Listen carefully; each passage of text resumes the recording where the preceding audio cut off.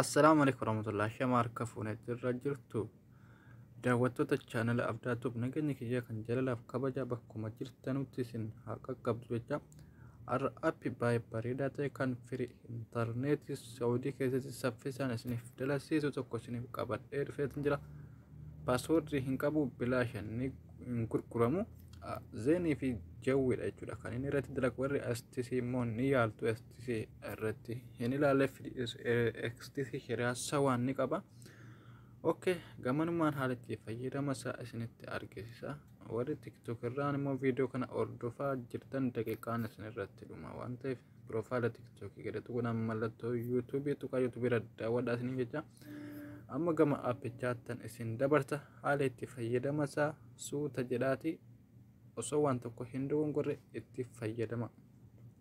Jalqaba irratti aappiin ni buufattu.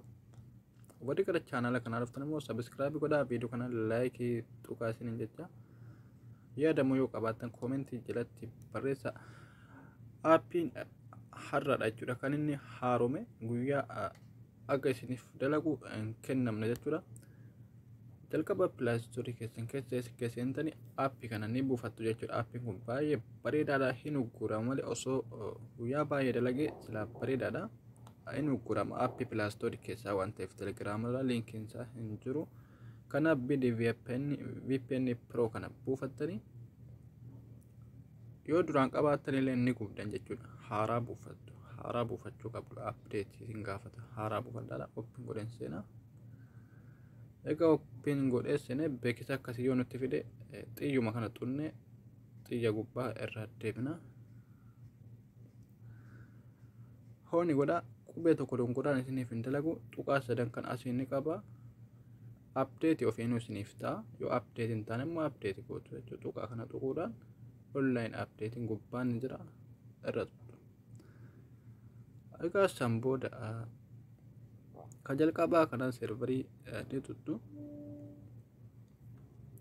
Atoo selektiis haa ta'u serverii sadaffaas haa ta'u irra godhattu. Bakka itti dalaganii filattu. Jawwii firii ida'uu zeen firiis ni jira irra gochuus ni dandeessu yoo isiniif dalage garuu kan irratti dalaguu naannoon jirutti serverii sadaffaadha jechuudha. Serverii sirii kaasirree ni tuttu. Akkasitti isiniif fiduu qaba yoo apdeetii ta'e haaromee jechuudha. Haaromfachuu qabdu.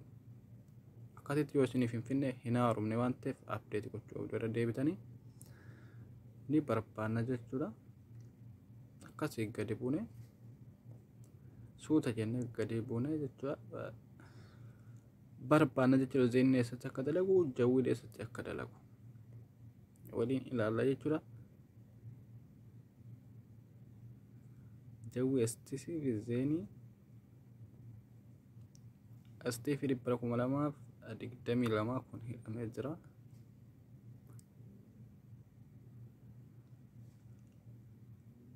Asirratti dalagaa jechuudha. Walumatti aanee jira.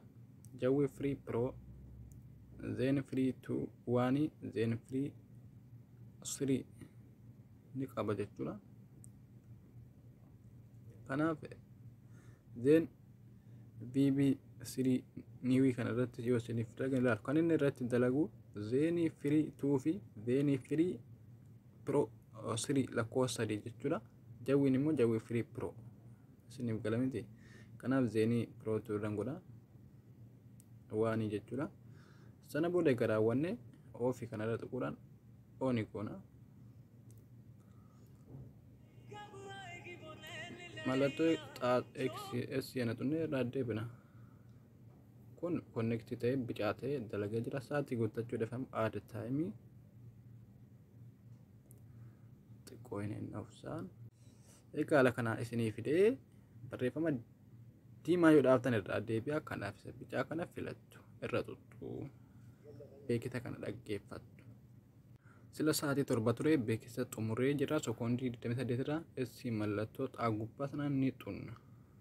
Sa'aatii 11 jechuun naaf kennee jira.